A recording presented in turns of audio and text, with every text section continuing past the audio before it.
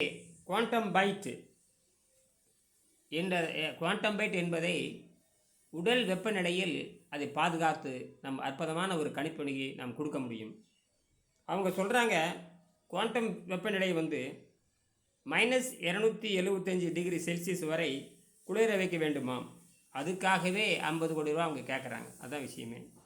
ஆனால் நாம் என்ன சொல்கிறோம், அது மனதின் பயோஃபோட்டான் தான் கியூபிட்டாக ஆவதற்கான சாவி. அதை வந்து என்ன பண்ணால் மனதில் இருக்க பயோஃபோட்டான் இருக்கு இல்லையா, அந்த பயோஃபோட்டானை நம்ம உள்ளே போட்டோம்னா நம்ம அந்த சாவி திறந்தோம்னா அது 50 கோடியில் இருக்கிறத வந்து சாதாரண உடலுக்காக பொருத்தமாக மாறுது. இதுதான் வந்து பிரணவ வேதம் சொல்லுது. மையன் எழுதிய பிரணவ வேதம். அதாவது மனிதன் தான் அந்த விண்வெளி தான் குழந்தையாக மாறி இருக்கிறது. அப்போ விண்வெளியில் வந்து -275° தேவைப்படும்.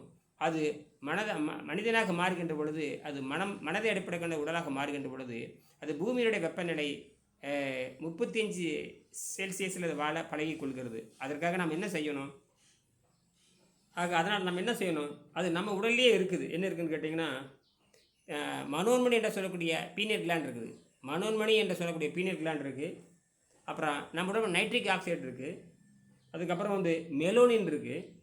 அப்புறம் அது பார்த்திங்கன்னா கிராஃபின் மெம்பரேன் அனைத்தும் ஒன்று சேரும் பொழுது, அப்போ கிராஃபின் மெம்பரேன் அனைத்தும் ஒன்று சேருகின்ற பொழுது, இதெல்லாம் அந்த கலந்த கலவை தான் இப்போ பயோ நியூட்ரிஷன் சொல்லக்கூடிய இந்த பயோ நியூட்ரிஷனை வைத்துக்கொண்டு நம்ம உடம்புல கார்பன் இருக்குது, நம்ம கார்பன் நைட்ரஜன் இருக்குது.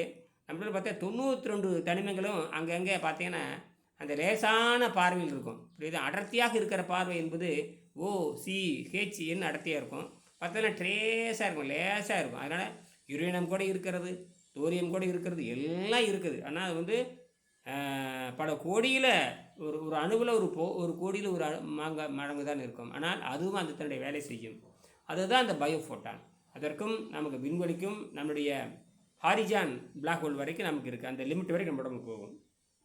சரி, கிராஃபின் மெம்பரம் அனைத்தும் ஒரே நேரத்தில் சேர்க்கின்ற பொழுது கியூபைட் ஒரு பிறந்த உயிராகவே இயங்கும்.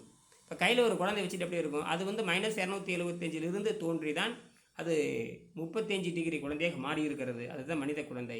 ஆக இந்த மனித குழந்தை வந்து அந்த அவங்க சொல்லக்கூடிய அந்த எல்லாமே அந்த டைமண்ட் என்பி, அப்புறம் வந்து பயோஃபோட்டான், டைமண்ட் என்பி, அப்புறம் வந்து மெலோனின், பீனியல் கிளாண்ட் சொல்லக்கூடிய அந்த செரட்டோனின், மெலட்டோனின், இதெல்லாம் வச்சு நம்ம கொண்டு வந்துடலாம். சரிங்களா? அவங்க குவாண்டம் கம்ப்யூட்டரை ஃபிசிக்ஸில் தேடுறாங்க. அவங்க குவாண்டம் கம்ப்யூட்டரை ஃபிசிக்ஸில் தேடுறாங்க. நாம் அதை பயாலஜி, யோகா, திருக்குறள் மூலம் நான் கண்டுபிடிக்கிறோம். அவங்க என்ன பண்ணுறாங்க? ஃபிசிக்ஸில் தேடுறாங்க. நாம் பயாலஜி, யோக முறை, திருக்குறள் முறை நம்ம திருக்குறள் முறை கண்டுபிடிச்சாச்சு. அவங்க தேடிட்டு இருக்கிறாங்க. நாம் எதில் கண்டுபிடிச்சிட்டோம்? பயாலஜியில் கண்டுபிடிச்சிட்டோம், யோக நெறியில் கண்டுபிடிச்சிட்டோம், திருக்குறள் வழியில் கண்டுபிடிச்சிட்டோம். சரியா?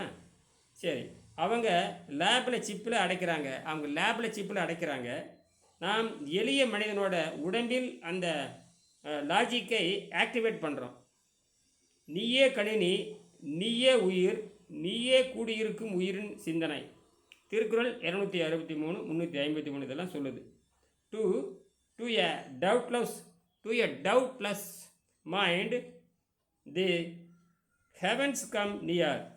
Without error in the self, the whole cosmos bows. அவங்க கம்ப்யூட்டருக்கு 50 கோடி ரூபாய் தேவைப்படுது. நாம் போடுறது வெறும் 30,000 ரூபா தான். அதுவும் சிற்றளவு டேப்லெட் வடிவில். இந்த கணினி அனைவருக்கும், இந்த கணினி விண்வெளி கால உயிர்களுக்கு. விண்வெளியில் போய் மனிதன் வாழ்றான்னு வச்சுக்கோங்க, அது வரப்போகுது. அதுக்கு தான் வந்து என்ன பண்ணுறோம்னு கேட்டிங்கன்னா, ஃபுட்டு ஃப்ரீ மேன், அடுத்த திட்டம் food free man, quantum energy man என்று சொல்ல போகிறேன். நன்றி.